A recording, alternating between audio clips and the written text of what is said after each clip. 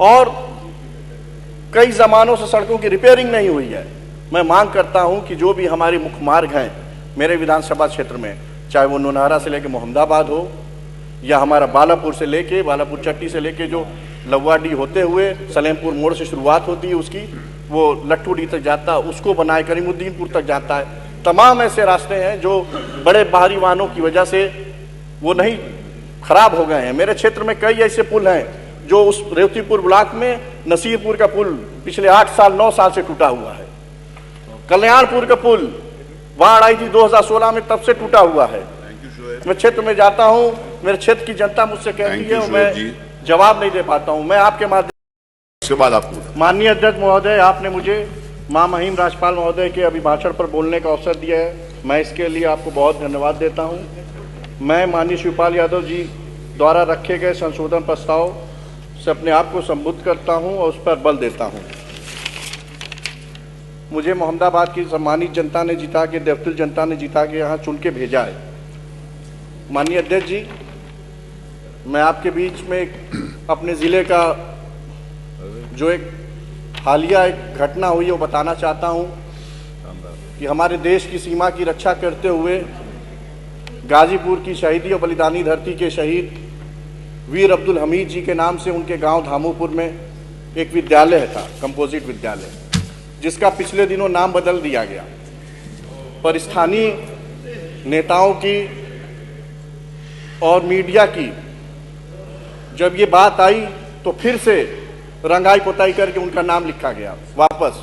पर ये कितनी दुख की बात है कि ऐसे जो अधिकारी हैं जिन्होंने जो देश की रक्षा के लिए शहीद हुए, उनका नाम बदल दिया गया। उन जो प्रिंसिपल है उनसे पूछा जाता है वो कहते हैं ठेकेदार, ठेकेदार से पूछा जाता है वो प्रिंसिपल। मैं चाहता हूं कि आइंदा किसी के साथ जो देश की रक्षा करते हुए शहीद हुए हैं उनके साथ ऐसा ना हो। मैं आपके माध्यम से ये मांग करता हूं। मेरी विधानसभा क्षेत्र में माननीय अध्यक्ष जी NH-31 जाता है जो गाजीपुर से शुरू होकर भलौली होते हुए बलिया जाता है। और पूर्वांचल एक्सप्रेसवे जब बना था तब भी तत्कालीन मुख्यमंत्री माननीय राष्ट्रीय अध्यक्ष जी चाहते थे कि वो जो एक्सप्रेसवे जहाँ खत्म हो रहा है उसको बिहार से जोड़ा जाए, पर वो बिहार से जुड़ नहीं पाया। उसकी वजह से आज मेरे क्षेत्र में 20-20 किलोमीटर लंबा जाम लग रहा है, घटनाएं हो रही हैं, लोग मर रहे हैं, लोग रोज घायल हो रहे हैं। ये बहुत दुख की बात है। मैं अपने लोग के क्षेत्र में जाता हूं, रोज पुछार करना पड़ता है। मैं आपके माध्यम से मांग करना चाहता हूं कि वहां चौड़ीकरण हो या एक ऐसा बने जिससे बक्सर को डायरेक्ट पूर्वांचल एक्सप्रेसवे से यूपीडा जोड़ दे। मैं फिर से ये मांग करूंगा, मैंने पहले भी मांग की है कि हमारे जनपद में एक भी विश्वविद्यालय नहीं है, हमारे जनपद में विश्वविद्यालय खोला जाए। जमीन उपलब्ध है, मेरे क्षेत्र में एक भी पॉलिटेक्निक इंजीनियरिंग कॉलेज नहीं है, गर्ल्स कॉलेज नहीं है। मैं आपके माध्यम से मांग करता हूं कि वो खोला जाए। हमारी बहनें और भाइयों को बाहर जाना पड़ता है, ये बहुत मुझे भी देख के अफसोस होता है। मैं आपके माध्यम से मांग करता हूं कि मेरी मांग पूरी की जाए। मेरे क्षेत्र में पिछले 20 साल से एक भी नया सब स्टेशन या पावर हाउस नहीं बना, जिसकी वजह से गर्मियों के दिन में और सिंचाई के समय बहुत दिक्कत होती है। ट्रांसफार्मर जल जाते हैं तो 10-10 दिन नहीं आ पा रहे हैं, आते हैं तो ओवरलोडिंग की वजह से या क्षमता वृद्धि नहीं होने की वजह से वो फिर से जल जाते हैं। अगर एक नया सब स्टेशन बन जाएगा तो हम लोग डिस्ट्रीब्यूशन कर लेंगे, एक नया फीडर बन जाए, राजापुर बन जाए, शेरपुर बन जाए, कहीं भी बन जाए। मैं मांग करता हूँ, ज़मीन उपलब्ध है, मैं तैयार हूँ ज़मीन देने के लिए। एक नया पावर हाउस मैं चाहता हूँ कि मेरे मोहम्मदाबाद क्षेत्र में बने। ट्रॉमा सेंटर जो बन के तैयार है, आज तक वहाँ अभी तक वो सुचारू रूप से चालू नहीं हो पाया। वहाँ डॉक्टरों के पीने के लिए पानी नहीं है, 2 डॉक्टर आते हैं फिर वो चले जाते हैं। एक्सरे मशीन नहीं है। जो हमारे क्षेत्र में सबसे नियरेस्ट ट्रॉमा सेंटर अगर कोई है तो गाजीपुर है, नहीं तो PHU है।